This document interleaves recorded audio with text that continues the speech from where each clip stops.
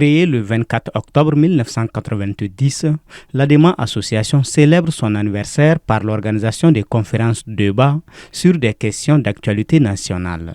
Ce samedi 2 novembre, à l'occasion de son 34e anniversaire, elle s'intéresse à la crise qui secoue notre pays, notamment sécuritaire et politique.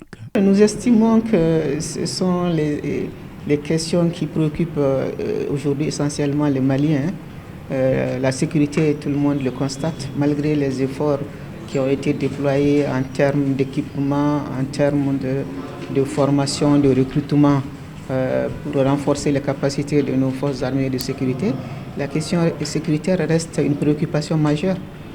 Toutes ces attaques qui continuent, toutes ces morts dans tout le pays, pas seulement au nord comme c'était avant, mais au centre de plus en plus et encore beaucoup plus au centre et dans le sud. Les récentes attaques des terroristes à Bamako ont ébranlé beaucoup. Donc l'aspect politique, c'est quand même qu'aujourd'hui, on est toujours sans aucune boussole. On ne sait pas quand est-ce qu'on va aller aux élections, est-ce qu'on va y aller ou pas. La question se pose. Et si on doit y aller, comment préparer? Parce que ça se prépare. On ne voit pas une élection comme ça. Ça se prépare. Crise sécuritaire, bonne gouvernance, élections démocratiques, des échanges à travers des analyses croisées ont été menés sur ces différentes questions et des stratégies de sortie des crises ont été proposées par des conférenciers. Il faut le principe de la liberté d'abord parce que la liberté est centrale.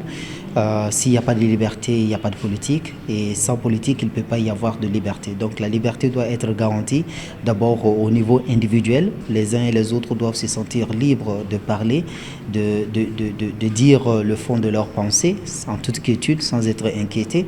Le deuxième volet, c'est la gouvernance démocratique. Quand on parle de bonne gouvernance, on parle aussi de la gouvernance démocratique. La gouvernance démocratique, c'est le fait de permettre à tous les acteurs de participer au processus de prise de décision. Il ne faudrait pas que 2 ou 3 personnes ou un groupe de personnes, parce qu'ils sont au sommet de l'État, puissent prendre des décisions qui engagent l'ensemble de la nation sans pour autant que les autres acteurs de la société soient associés à ce processus. Selon Mme Si, cette activité commémorative se tient malheureusement à l'absence de certains de leurs camarades, ainsi que d'autres leaders politiques qui sont depuis plus de 4 mois injustement détenus.